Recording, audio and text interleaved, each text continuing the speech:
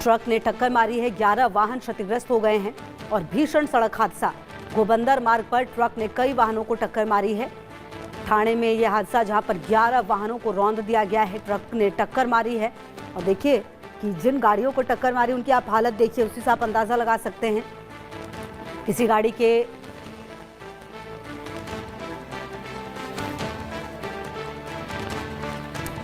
तो आपको बता दें, गोबंदर मार्ग पर जो ट्रक है वो बैलेंस खोती हुई नजर आई और आप देखिए कि क्या ये हाल बना है। 11 वाहन क्षतिग्रस्त हैं और कहा जा रहा है कि 8 लोग घायल हैं, जिनमें से 4 की हालत गंभीर बताई जा रही है। तो ये जानकारी आपको दे दें जहां पर यह घटना सामने आई है।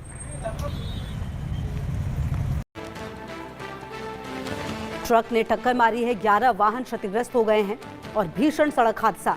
गोबंदर मार्ग पर ट्रक ने कई वाहनों को टक्कर मारी है। ठाणे में यह हादसा जहां पर 11 वाहनों को रौंद दिया गया है, ट्रक ने टक्कर मारी है। और देखिए कि जिन गाड़ियों को टक्कर मारी उनकी आप हालत देखिए, उसी से आप अंदाजा लगा सकते हैं। किसी गाड़ी के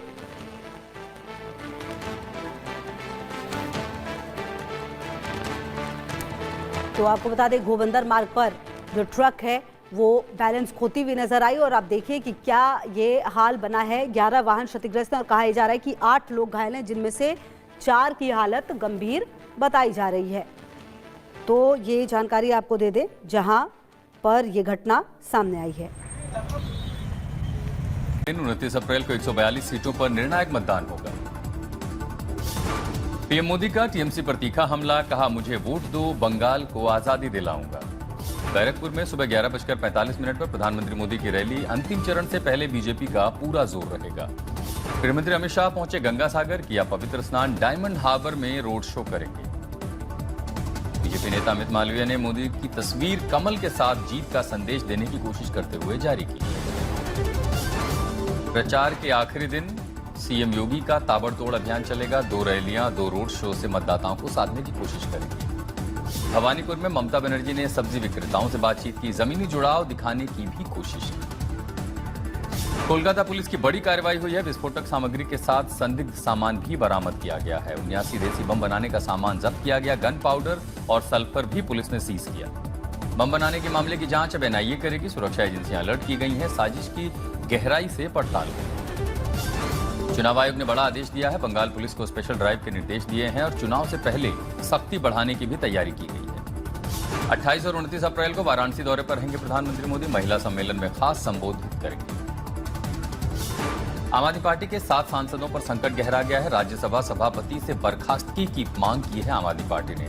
पार्टी छोड़ने वाले सांसदों के खिलाफ आम आदमी पार्टी का विरोध प्रदर्शन भी चल रहा है। पूरे राज्य में विरोध प्रदर्शन कर गुस्सा जताया जा रहा है। मुंबई में राघव चड्ढा के घर के बाहर हंगामा भी हुआ, आम आदमी पार्टी कार्यकर्ताओं ने जोरदार प्रदर्शन किया। शिवाजी महाराज पर बयान देकर के धीरेन्द्र शास्त्री फंसे, विवाद तेज हो गया है। धीरेन्द्र शास्त्री ने कहा कि मेरी बात को गलत तरीके से पेश किया गया। धीरेन्द्र शास्त्री ने खेद की भावना भी जताई और कहा कि अगर किसी की भावनाएं आहत हुई हैं तो मैं उसके लिए माफी चाहता हूं। बागेश्वर ने शांति की भी अपील की, लोगों से आपसी विवाद से दूर रहने को कहा। बढ़ते तापमान को देखते हुए नोएडा में स्कूल के समय में बड़ा बदलाव किया गया है। आज सुबह से 7:30 से दोपहर 12:30 तक ही कक्षाएं चलाई जाएंगी।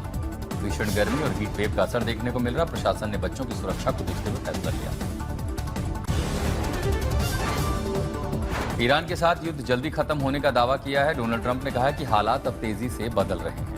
अमेरिकी राष्ट्रपति ट्रंप ने ईरान को सीधा संदेश देते हुए कहा कि बातचीत करनी है तो हमें सीधे कॉल करें। नेटो पर ट्रंप ने सवाल उठाते हुए कहा कि ईरान के मुद्दे पर उनका साथ नहीं मिला, नाराजगी भी जताई। चीन को लेकर के भी ट्रंप का बयान सामने आया कि उम्मीद से हमें कम समर्थन मिला। इस हमले के बाद ट्रंप की नई टिप्पणी भी आई, उन्होंने कहा व्हाइट हाउस में बॉल रूम होता तो घटना टल सकती। राष्ट्रपति ट्रंप की डिनर पार्टी में गोलीबारी की घटना को दुनिया के नेताओं ने कड़ी निंदा की है। फ्रांस के राष्ट्रपति इमैनुअल मैक्रोन ने कहा कि गोलीबारी की घटना अस्वीकार्य है। इटली के प्रधानमंत्री जॉर्जिया मेलोनी ने ट्रंप के प्रति एकजुटता और गहरी सहानुभूति व्यक्त करते हुए ब्रिटिश प्रधानमंत्री ने गोलीबारी पर हैरानी भी जताई। इजरायल के प्रधानमंत्री बेंजामिन नेतन्याहू ने गोलीबारी में ट्रंप के सुरक्षित होने पर खुशी जताई, कहा हिंसा के लिए कोई जगह नहीं।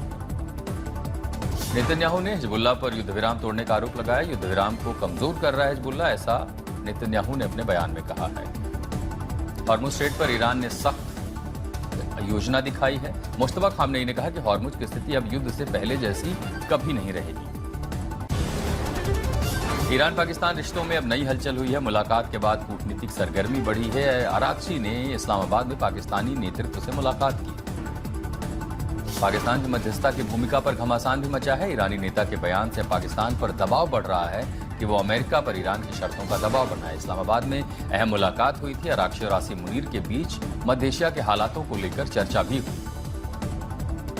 ईरान के सांसद का बड़ा दावा आया है सामने। उन्होंने कहा कि मध्यस्थता में मुनीर शाहबाज की जो भूमिका है वो सवाल के घेरे में है। निशान पर उस पर सवाल उठाए गए हैं। पाकिस्तान की निष्पक्षता पर भी अब सवाल उठे हैं। ईरानी सांसद इब्राहिम रजाई ने पाकिस्तान के रुख पर संदेह जताते हुए कहा है कि वो अमेरिका की भाषा बोल रहे हैं।